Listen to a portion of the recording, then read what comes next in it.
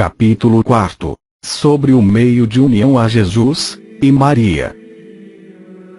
Depois de mostrar a meta e o caminho que conduz até lá, é preciso indicar o meio.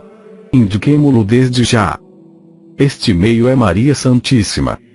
O papel de Maria é gerar Jesus Cristo em nós. Provemos esta verdade, estudando como se faz tal gestação.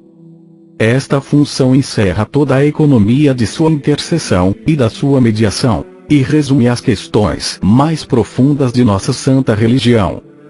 Embora seja um ponto um tanto filosófico, não devemos, entretanto, não citar.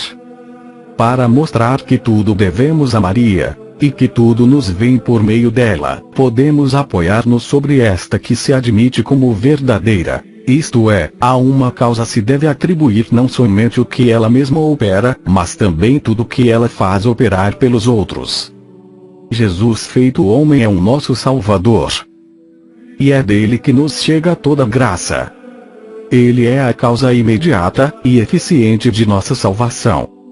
Mas foi por Maria que ele se fez homem. Foi como Salvador e Senhor que Maria o concebeu e o deu à luz. Logo, Maria é a causa imediata e moral de nossa salvação, já que, segundo o desígnio divino, sem ela, estaríamos privados do Salvador. Do mesmo modo que Eva pela desobediência foi causa de sua ruína, e da ruína de todo o gênero humano, diz Santo Irineu, assim Maria, pela obediência, é a causa da sua salvação, e da salvação de todos os homens. Parágrafo 1º. Sobre o que é graça. Para compreendermos a mediação de Maria e a glória inefável que dela lhe advém, é preciso que tenhamos uma noção exata do que seja graça. A graça, dizem os teólogos, não é uma substância.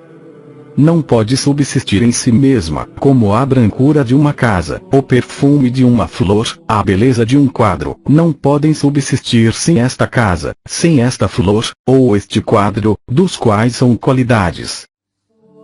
A brancura é um acidente, um modo de ser, uma qualidade da casa. O perfume é uma qualidade da flor. A beleza, uma qualidade do quadro. Assim, a graça é uma qualidade de nossa alma. É a qualidade que a torna agradável a Deus. Ou, sob outro ponto de vista, um acidente que a dispõe para operar de modo sobrenatural. A graça atual é, de fato, qualidade sobrenatural que nos faz agir de um modo sobrenatural. Ou, ainda, são atos da providência divina, dispondo as coisas com o fim de nos proporcionar a graça, e finalmente a salvação. Tal é a graça, quer santificante, também chamada habitual, quer atual. Pois bem, todas estas graças, Deus nos dá por Maria Santíssima. É a Virgem sem mancha que nos distribui. É uma verdade aceita por todos. A razão é que a ordem estabelecida por Deus não muda. Aprove-lhe dar-nos, por Maria Santíssima, o autor da graça. É preciso, por conseguinte, que todas as graças derivadas desta graça primeira, e todas derivam dela, nos venham por Maria. É o raciocínio de Bossuet. Montfort diz por sua vez: quem quer ser membro de Jesus Cristo deve ser formado em Maria, pela graça de Cristo, que nela está em plenitude, para ser comunicada aos membros verdadeiros do Salvador. Parágrafo 2º. Sobre a elevação de Maria. Maria é a tesoureira das graças divinas. Mas, como acabamos de ver, não se distribuem graças como se distribuem moedas. A moeda existe em si mesma, independente de que lhe distribui, mas a graça não subsiste em si, é uma qualidade da alma.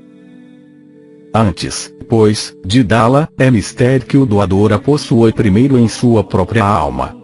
Maria é a dispensadora de todas as graças divinas. É ela quem tudo distribui. Logo, é dela esta graça ou vida divina. Não é, sem dúvida, uma porção de sua substância, mas é, verdadeiramente, uma coisa que lhe pertence. Que suave este pensamento que eleva a Santíssima Virgem a uma altura quase infinita.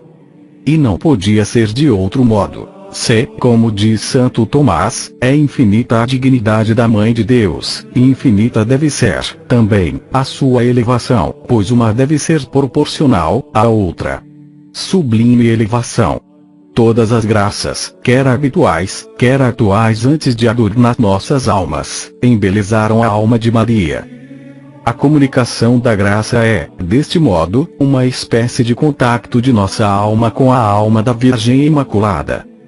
Contacto absoluto em que nossa alma se aquece, ilumina e diviniza. Compreendeis agora a intimidade que existe entre Deus e Maria, entre Maria e nossa alma.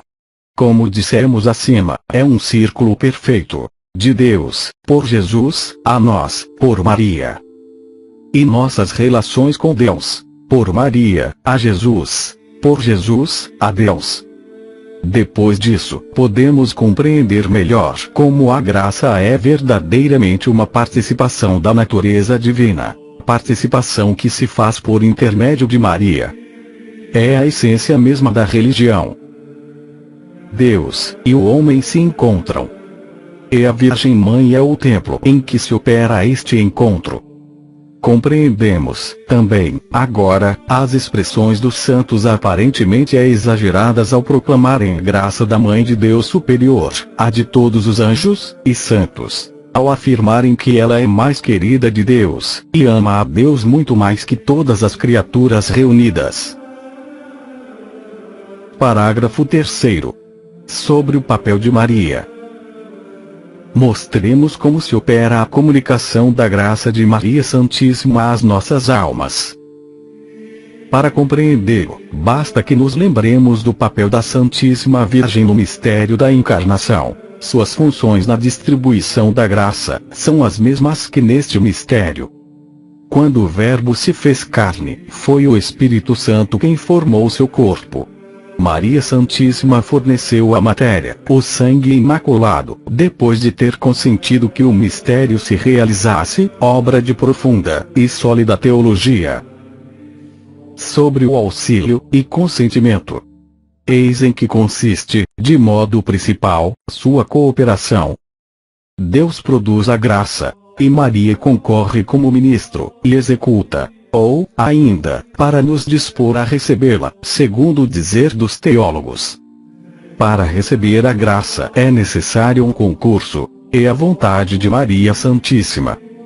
Disse, um dia a Virgem Santíssima, a sua pequena serva, Maria Lataste. Pede-se uma graça, Deus consente.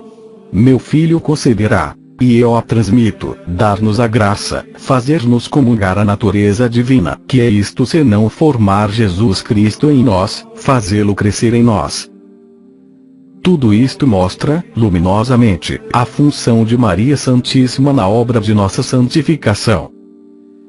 Que é santidade?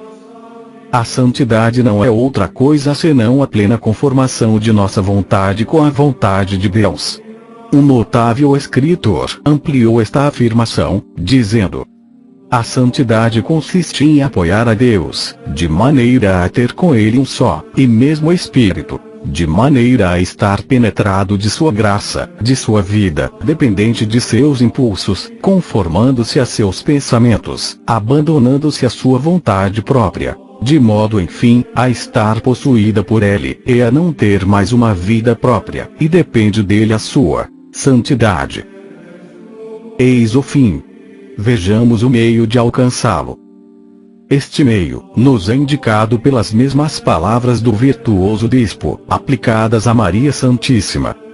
A santidade é, assim, apoiar a Maria de maneira a ter com ela um só, e mesmo Espírito, de maneira a estar penetrado de sua graça. Já explicamos no começo deste capítulo, parágrafo 2º, em que sentido a graça pode ser chamada sua, de sua vida, dependente de seus impulsos, conformado com seus desejos, abandonado à sua vontade, de maneira, enfim, a estar como possuído por ela, e a não ter mais uma vida própria e independente. Parágrafo 4º. Sobre a união com Maria. A doutrina anterior merece atento estudo, pois demonstra a necessidade que temos de uma consagração completa de nós mesmos, à Virgem Santíssima. Nossa perfeição consiste em estarmos unidos a Jesus Cristo pela graça. E a graça está em Maria. Será, pois, mais intimamente unido a Jesus, e consequentemente mais perfeito quem mais intimamente se unir à Virgem Mãe. A união a Maria é a medida de união a Jesus Cristo. Portanto, sobre a perfeição, quem mais semelhante for à Santíssima Virgem, mais se parecerá com Jesus Cristo. Modelar-se sobre a Santíssima Virgem é modelar-se sobre Jesus Cristo. Depender de Maria é depender de Jesus. Viver para ela é viver para Deus, pois quem vive em Maria é Jesus, que ela faz viver em nós. Quanto mais íntima for a nossa união com Maria, tanto mais Jesus Cristo viverá em nós, e tanto mais abundante será a nossa graça. Após estas verdades fundamentais, bem provadas, cumpre examinar de que modo podemos unir-nos a Maria Santíssima, e que dentre esses diversos modos é o mais produtivo para nós mesmos. Será o assunto dos capítulos seguintes.